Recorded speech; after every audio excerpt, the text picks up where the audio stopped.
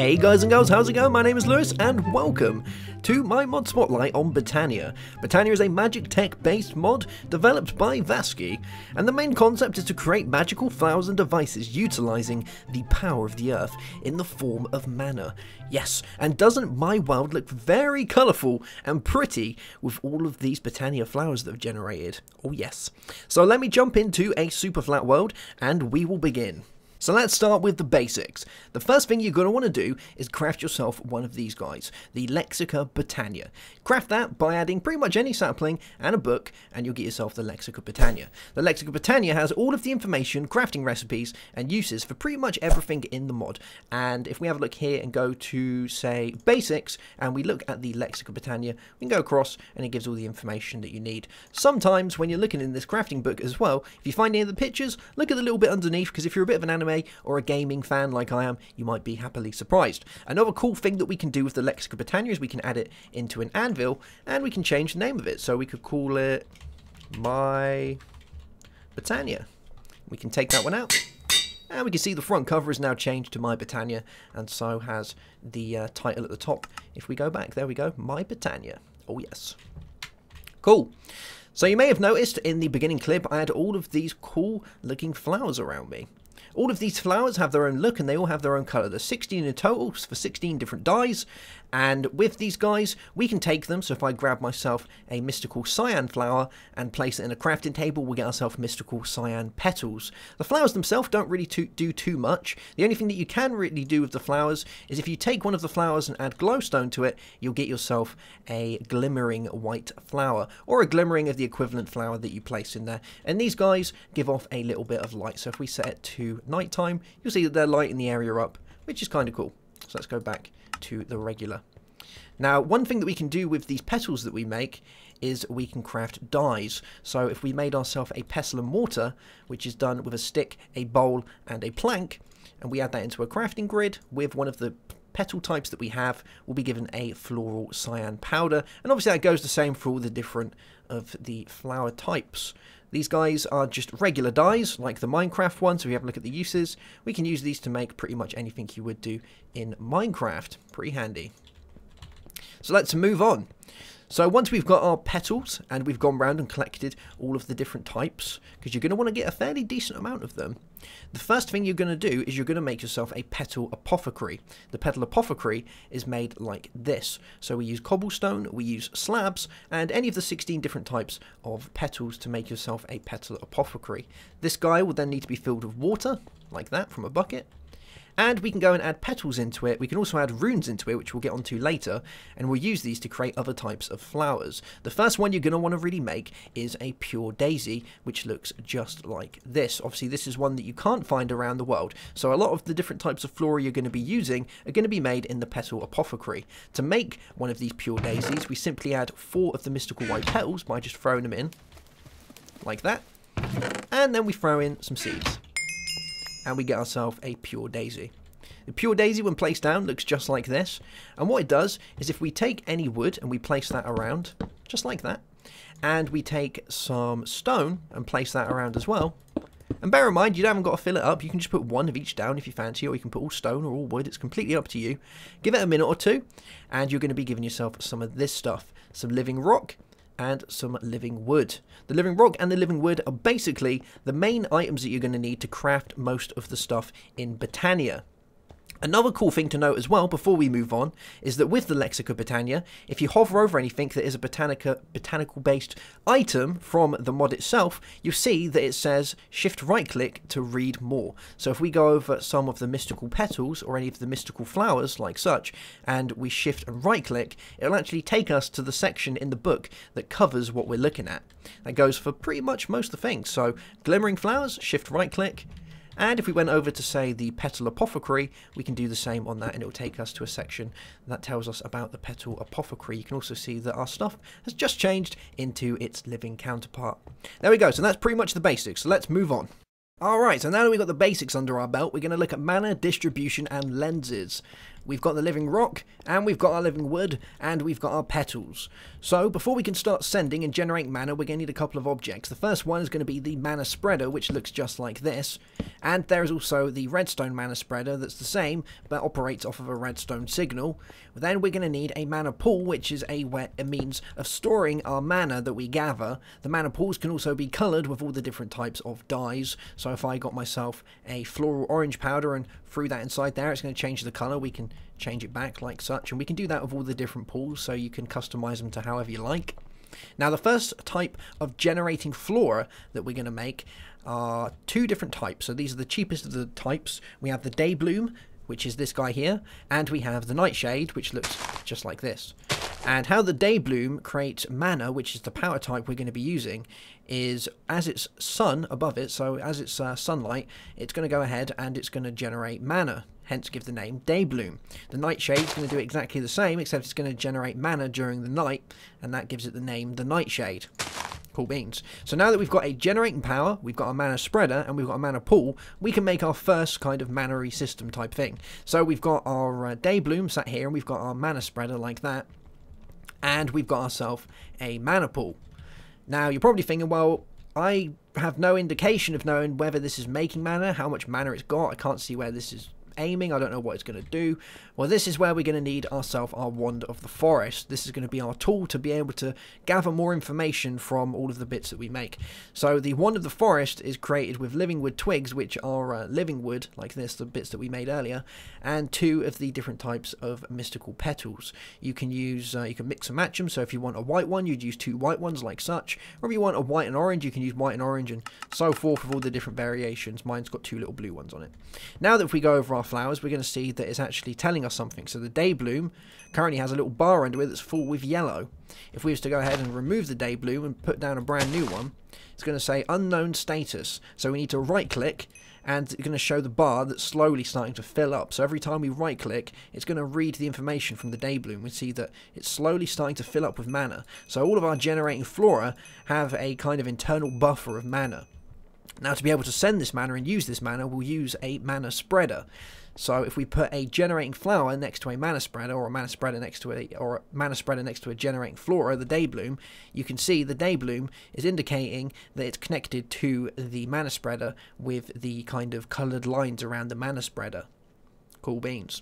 And what that's doing is it's sending the mana that it makes into the mana spreader. So the mana spreader has this green bar that's kind of halfway full, and that's the mana that is gained from our day bloom.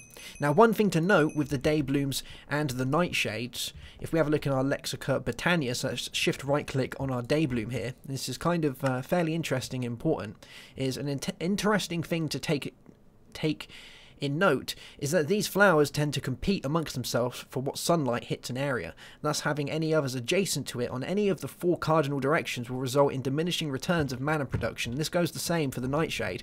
So if you have multiples of these around, so if I threw more of these here, we're actually going to have a diminishing return of mana. So you're going to want to kind of vary up the way that you place your plants, or you're just going to have to use different generating flora that make more mana, because these are kind of the most inefficient of the mana generating flowers. So now we've got the mana in here, it's not going to do anything, it's just going to sit inside our mana spreader. We're going to want somewhere for the mana to go. So there's a couple of things that we can do. We can either send the mana into another mana spreader, or we can send it into a mana pool, and there's a couple of other things we can send it into as well. But if we have our wand of the forest now, and let me set it to nighttime, we're going to be able to see the direction that the mana is going to be sent in.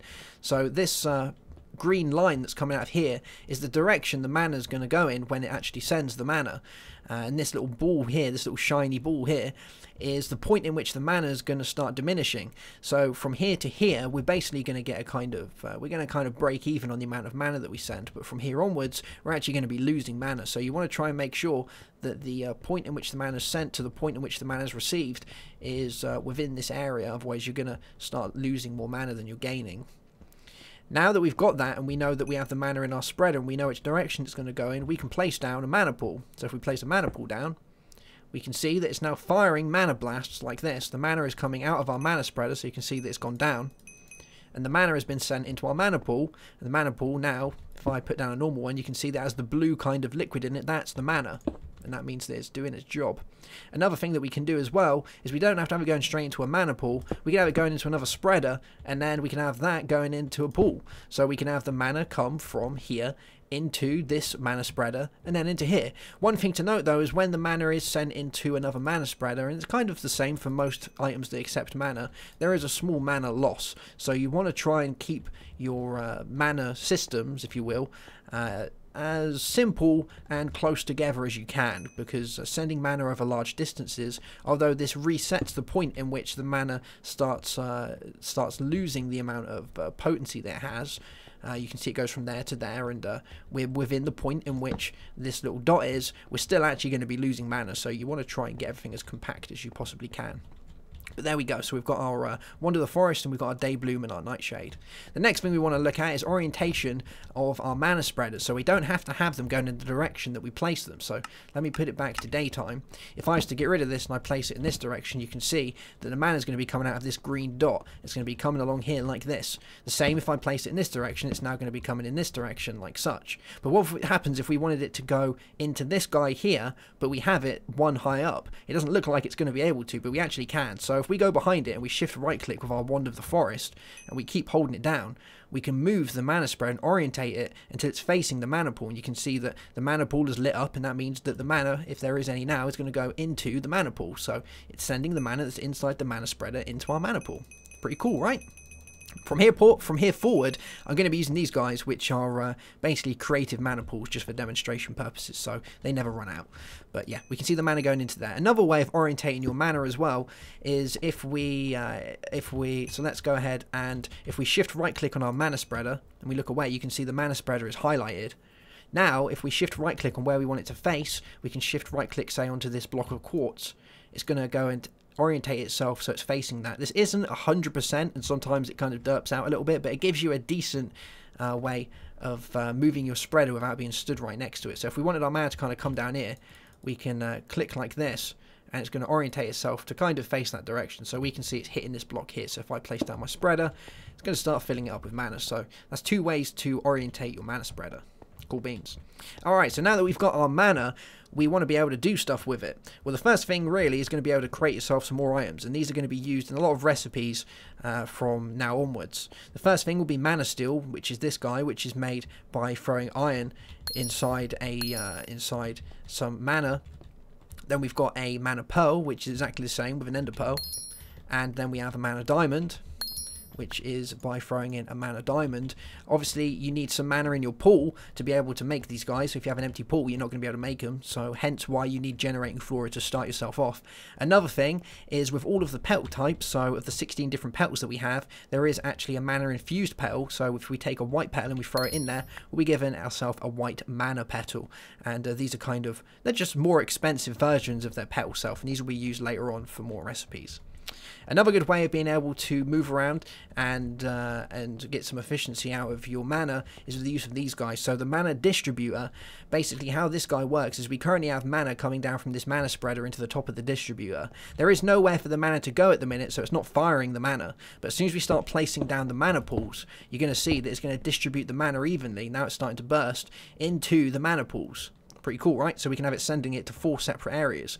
We don't have to have these all 4 there either. We could just have 2 if we wanted, and that's still going to send it and evenly distribute it. Or we just have 1, but it's a nice means of being able to separate the amount of mana that you're making so that you can send it off into different areas. So, for instance, we could have 4 pools here like this, and then we could have another spreader here, and we can have another spreader here. So we can have it going in different directions.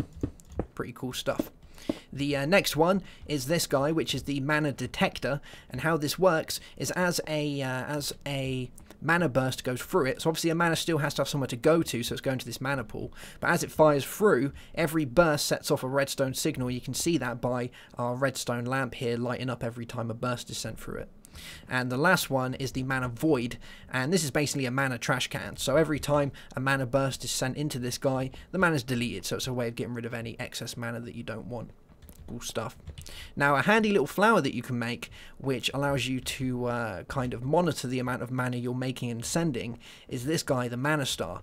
And how this works is if I place this next to this mana pool, which is currently accepting mana from that spreader over there, Let's set it to nighttime again so we can see it a little bit easier.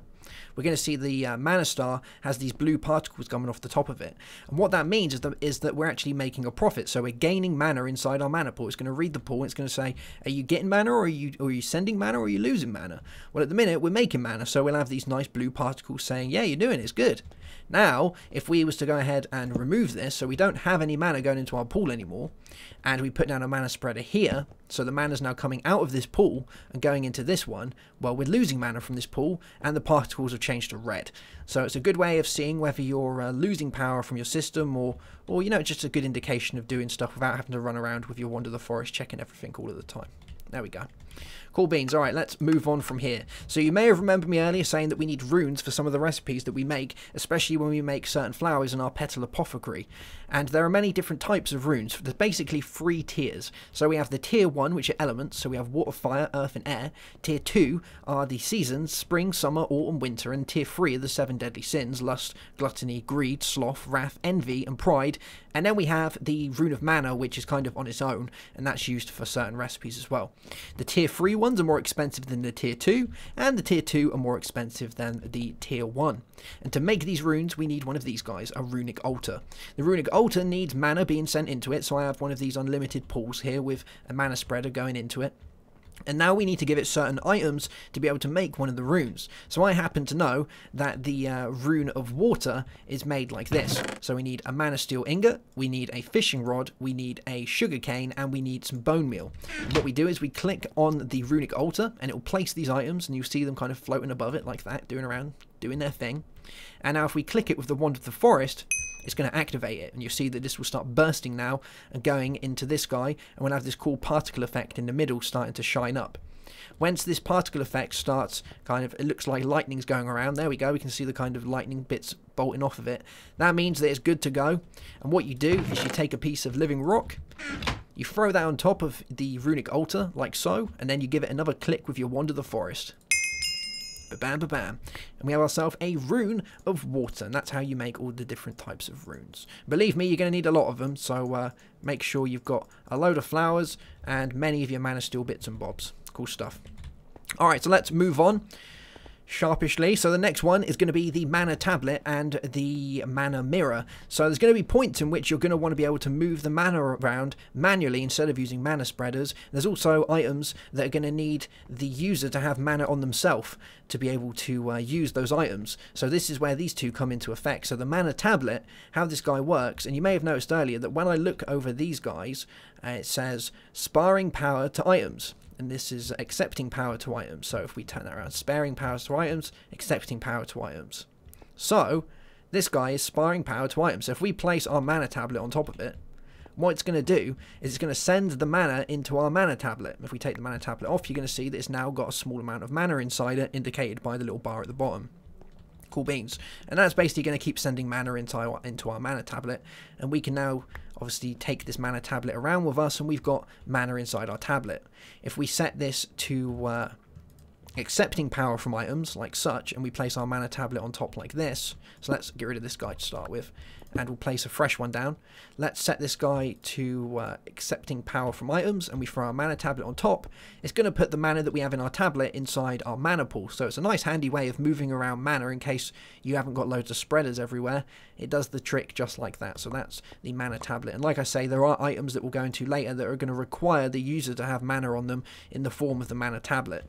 Another thing is the mana mirror, and how this works is slightly different to the mana tablet. So instead of actually carrying mana on us, this allows us to use mana as we're out and about doing our own thing. So what we do with this is we can go ahead and we can shift right click on one of these guys, our mana pools, and you'll see that the bar at the bottom is completely filled up, saying that the mana mirror is full. Well, it's not actually full. What this does is it mirrors the pool. So so it's reading the pool. So no matter where I am, it's reading the pool. So it's saying, well, your pool's full, so you've got full energy in there. If I was to go and connect it to this one, so shift right click on this one that isn't full, you're going to see that as I do that, it's going to show that there's less inside it because there's less mana inside the mana pool. If I was to go on a fresh pool that has nothing in it, then we're going to see that we have nothing in there. There we go. So when we start using items that require the player to have mana on them, there's two ways of doing it. We can either use a mana tablet, so the items will feed mana from the mana tablet, or we can have the mana mirror, which will feed mana directly from a pool that we've connected it to. But bear in mind, these guys are considerably more expensive than mana mirrors, because they're fairly cool. Lastly, we have the lenses, and I've set it to nighttime so that it's a little bit easier to explain these guys. So the first one you're going to make is a mana lens, which looks just like this. It's used 4 bits of mana, the mana steel, and a glass pane. That's going to give you a mana lens. By itself, it doesn't really do anything, but you can colour these guys with the different types of dyes so that you have a different type of coloured lens. And if we throw that onto one of our mana spreaders and put down a mana pool, you're going to see that the mana burst is going to change the colour to the different type of lens that we've got on there. Cool stuff. There's also the another one is this guy, which is the rainbow lens, which is going to keep cycling through the different types of colors, so that's pretty cool. But instead of using a different type of dye for this one, we actually have to use a mana pearl to do that, so it's slightly more expensive.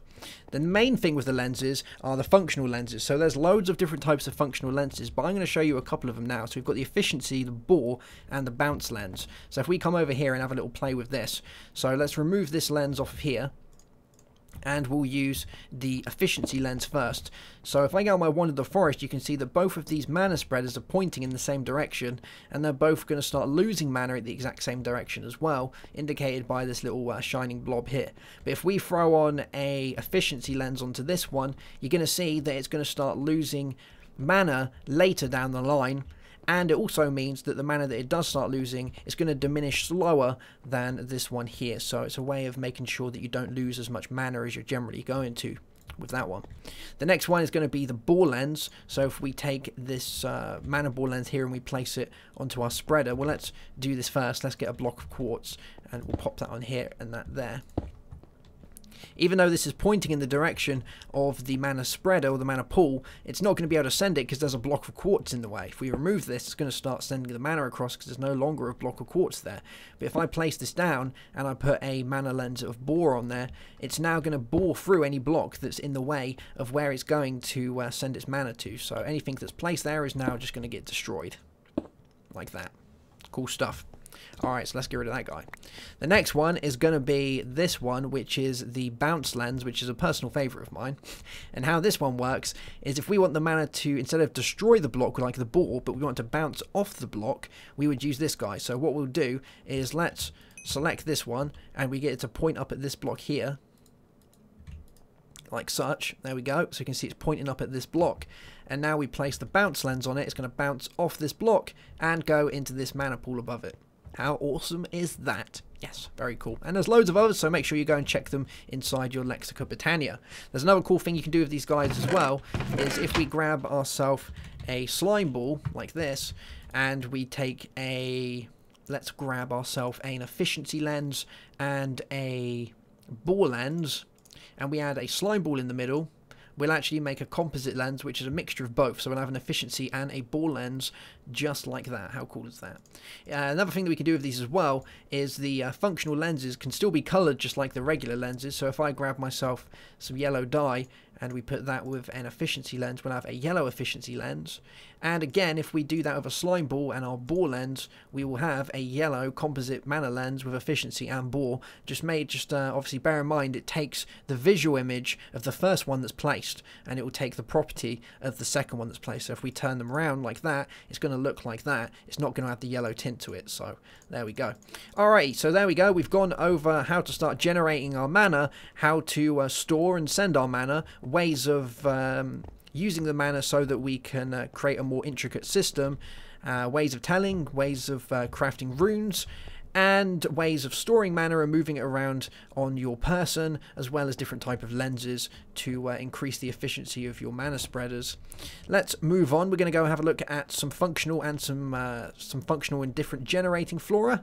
So I will see you in a second. So here's a few of the many different types of generating and functional flora that you can craft within Botania.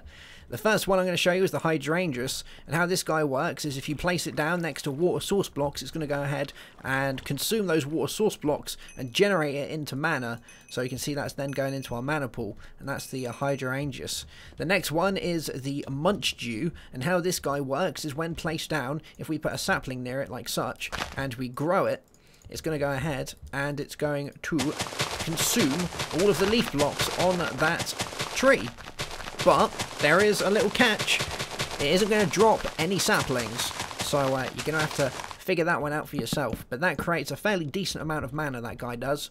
The next one is this guy, which is the Kekimurus, and how this works is once you place down cake near it, because it loves eating, really badly loves eating, it's going to eat all the cake. So it's going to eat the cake, it's going to generate mana and send that into our mana pool. And this again makes a lot of mana, this guy does. These are only 3 of the generating flora. There's absolutely tons, so make sure you go and check those ones out. The next one is the functional flora, which is the ones that use mana or can use mana to increase their range. There's some that don't actually require mana, but using mana makes them more useful. The first one is the Exoflame, and how this guy works is when it's linked up to a pool here, it's going to power furnaces for us. So if I grab some cobblestone and I put that inside our furnaces, what it's going to do is it's going to go ahead and it's going to function the furnaces for us. So they're going to go and cook away, and it's going to take that from the Exoflame. Pretty cool, right? So any furnaces around it, it's going to not require any coal, it's just going to burn because of the Exoflame. The next one's actually really handy, which is the Jaded Amaranthus, and this is one that if you're going to be playing with Botania, I'd recommend you get fairly early. And what this guy does is, as it's fed mana, so if we put down a pool around here and I get rid of some of these, what it's going to do is it's going to take that mana and it's going to generate it into making more mystical flowers. So it's going to plant mystical flowers around. How cool is that? Oh yeah. The next one is the Orchid, which we have right here, and how this guy works, I think it's getting power from that one over there at the minute. Let's have a look. I think, yeah, it's connected to that one.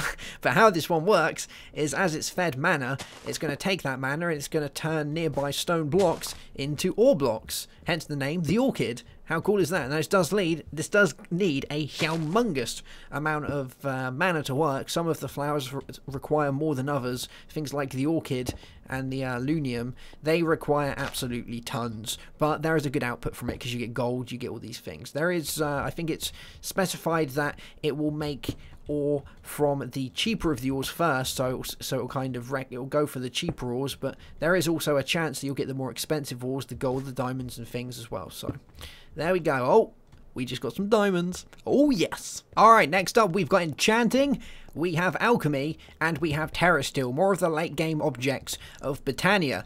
So to be able to use the enchanting system in Botania, you need to make a construct that looks like this. So obsidian placed like this, with grass in the middle, and then you can use either glimmering flowers or just regular mystical flowers. They don't have to be all white, you can use whatever colour you like, but they need to be placed like that. And then you have these mana pylons like this. If we look in here, we can see it's just like this, and all of this is referenced inside the Lexicon of Botania. So if we was to go inside here and we go back, there will be a section in here for me able to do that. I believe it's under natural apparatus. Yes, enchanting with mana.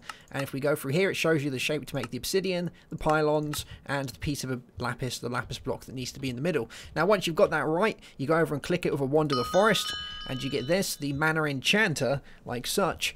And this guy is going to require mana, so there's 2 ways of doing it. You can either have a mana pool nearby, or you can have it getting shot by the mana beams from your mana spreaders. You can do it that way. The only downside of using a mana pool is there is a small deficit on the amount of mana that's used, so you do kind of lose a little bit more than you would with a spreader. So there we go. Now to enchant, what we do is we put the item that we want to be enchanted inside our mana enchanter by just clicking on it, and it can't be an already enchanted item, it has to be a freshly brand new unenchanted item. And then we take the books that we want to use. So if we want to use, say, power 1, knockback 1 and smite 1, you can use whatever you like, and we just throw these on the ground next to it like that, and then we give it a little tap with our wand of the forest.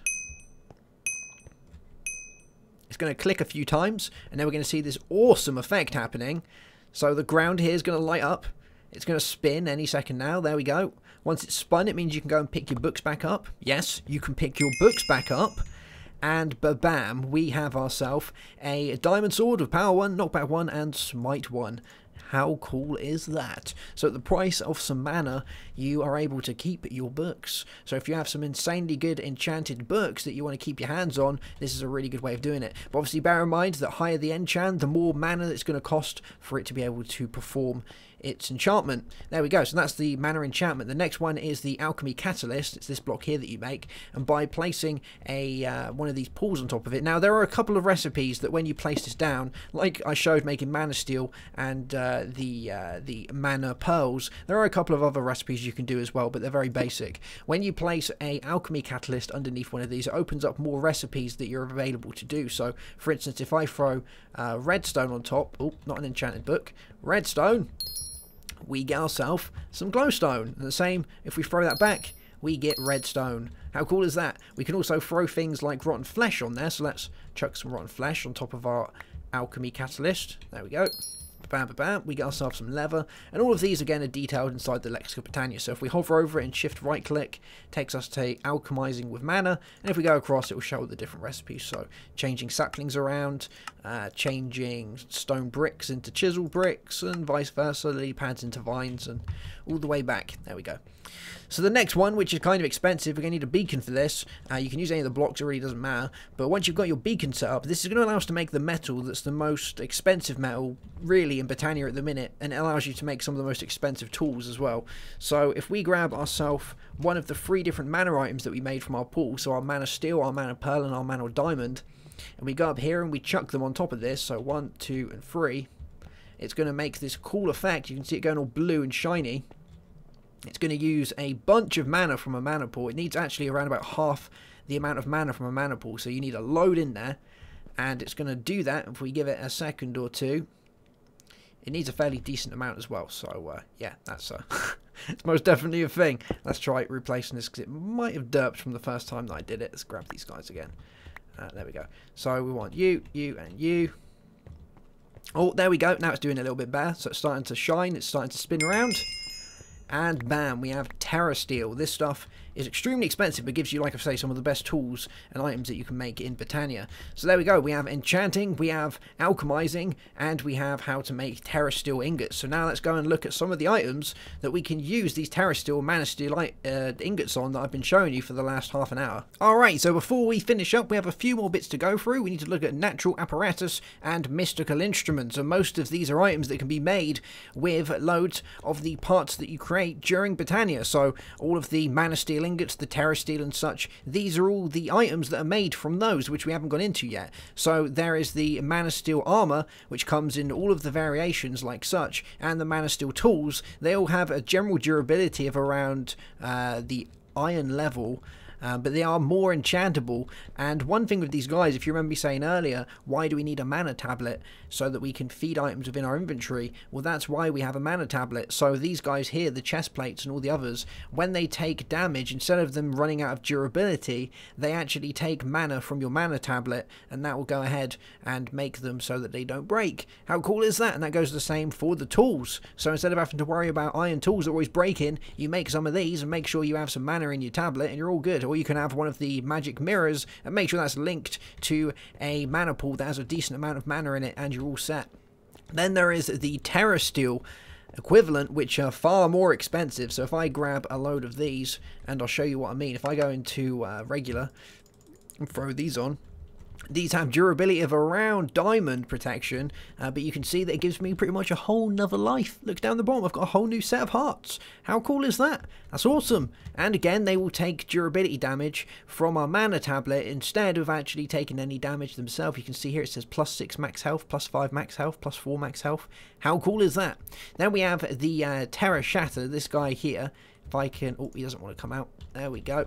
This guy, the Terrashatterer, and how this does is a kind of a weird pickaxe, because it starts at a D rank, like such, and how this works is as you put it onto a mana pool, like you would one of the mana tablets, it absorbs mana, and as it absorbs mana, it upgrades itself via ranks, and every rank that it upgrades itself through, it gives it a another special property. So for instance, if we look at the Terra guy in here, let's go to natural apparatus on the mystical instruments. There we go.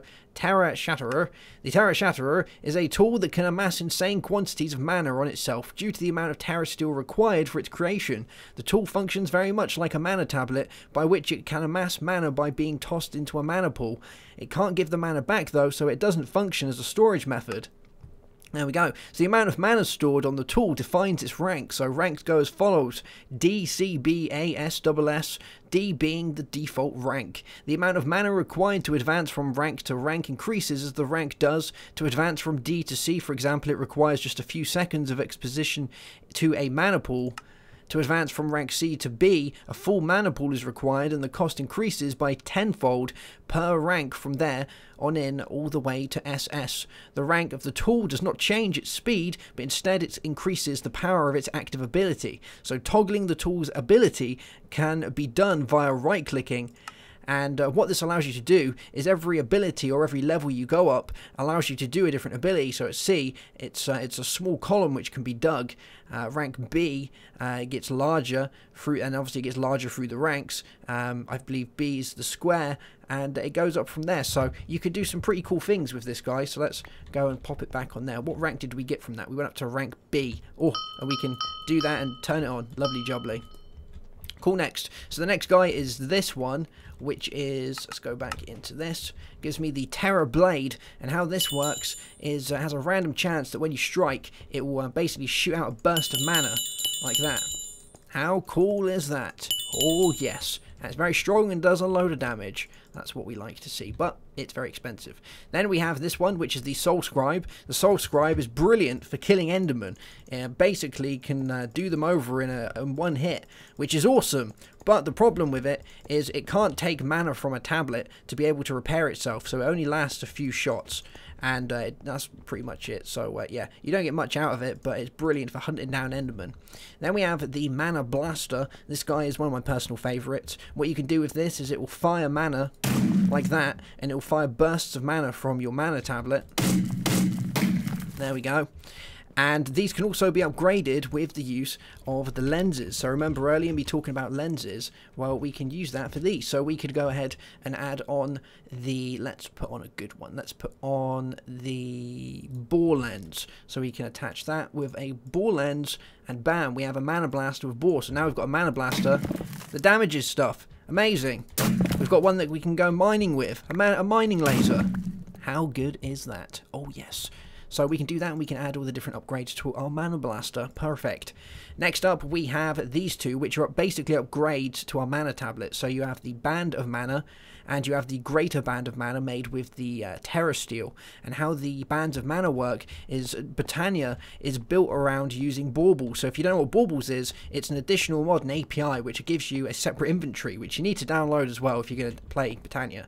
But if I push B, I get the Baubles menu, which gives me this separate inventory here. So if I was to grab myself one of these Bands of Mana, and I toss it on top of this guy, so it starts filling up with mana, like such, so we've got a certain amount in there, I can now go ahead, click on my Baubles menu, and throw that in there, and now I don't need my Mana Tablet, because I'm going to be getting mana from my Baubles menu from my Band of Mana. There we go. How cool is that? And then we have the Greater Band of Mana, which can just hold more mana, pretty much. So, there we go. The Rod of the Land allows us to place dirt blocks at the use of mana. We have the Terra Firma Rod, which allows us to flatten the land at the use of mana, which is cool. And it also tries to keep the general aesthetic of the land around you as well, so it doesn't go mental. Unfortunately, though, it doesn't drop any of the blocks it mines, so there's that. The Horn of the Wild is a great one, so you blow like that, and any saplings or anything like that, any seeds, any bits of grass will break around you, so that's a good one. We then have the Drum of the Wild, which when placed down we can use our Mana Blaster, and if we fire at it like that, obviously we want to make sure that we don't have the bore lens on there. That's a thing. But if we fire that guy, if we throw that down, let's get one that hasn't got the bore lens on it, and we fire, you can hear it making that beat noise. Well, if there's any saplings or plants around it, it will go and uproot them. Pretty cool stuff. That also means that you can do that with a regular Mana Blast as well. It doesn't need to be coming from Mana Blaster, it can be from a Mana Spreader. The next one is the Eye of the Ancients. So this one, when put down like that, depending on how many mobs are around it, it will put out a certain redstone signal. So higher the count of mobs around it, higher the redstone signal it will put out. So there we go, the Eye of the Ancients. Then we have the Open Crate.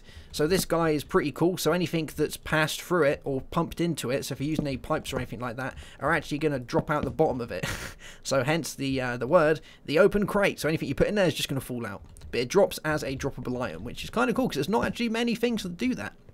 Then we move on to the Baubles inventory. So if we look at the Lexica Botania and go back to our Baubles and accessories, there's an absolute ton of Baubles and accessories that we can have that can be placed in our Baubles menu to give us certain attributes. Here's a load of them here. So if we have a look at these, we have things like the ring of the Chordata. The ring of the Chordata allows the wearer to swim like a fish. While it's equipped, the wearer is bestowed with the ability to accelerate to a decent speed while underwater. It also gives the wearer good sight underwater, and if mana is present at the cost of some of it, the ability to breathe indefinitely. So if you've got a mana ring on you, or a mana tablet, or a mana mirror that's connecting mana to it, you can basically breathe underwater indefinitely. How cool is that?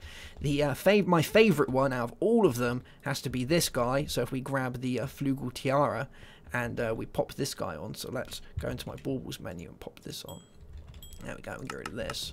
I can fly. How cool is that? So I'm not in creative mode. Oh yes, so while you've got that in, you can fly. How cool. And you get this lovely little trail of particles around as you fly around. It's awesome. So I definitely recommend you go and check out all of the Baubles menu for all of the items that you can get in there, because they are extremely cool, and they're really the late game items. You know, they're the things you're going to be working towards. It'll make your life a million times easier. Next up, we have the spreader turntable, which, as it says, will turn our spreader. So you can see our mana spreader here being turned around from our spreader turntable. It's feeding from one of these guilty pools up here, and it's firing the mana into the mana pools as it moves around. How cool is that? Then we've got all of the different types of decorative blocks. So if we highlight these guys and go into it, you can see there's a massive section for decorative blocks, 16 pages long. And it starts with the living rock that we get, so that can be changed into many different types of living rock. Then we have the living wood. Once again, we have many different types of living wood, and all of these are fairly simple recipes. So for something like a framed living wood, we look at that, it's just some living wood planks. Living wood planks are just living wood, which gives you 4 living wood planks, so it's all kind of cheap. Then we have the smoky quartz. So these are fairly new actually. So we've got these different types of smoky quartz. We've got the chiseled, the block. We have the pillar, the quartz slabs, and the quartz stairs. So we have all of those, and then we have them in these colours. So we have the smoky, we have the mana quartz, we have the blaze quartz, we have the lavender quartz, and we have the red quartz. How nice looking are they? They look really subtle and really, you know, kind of bounce. They just look really nice, don't they? I love it. Then we have the unstable cubes. These guys don't really do anything except look cool. That's pretty much it. So they sit there and they generate all of these cool lightning effects around them. They come in pretty much every colour, so you can place them around and they just look a little bit funky around your house.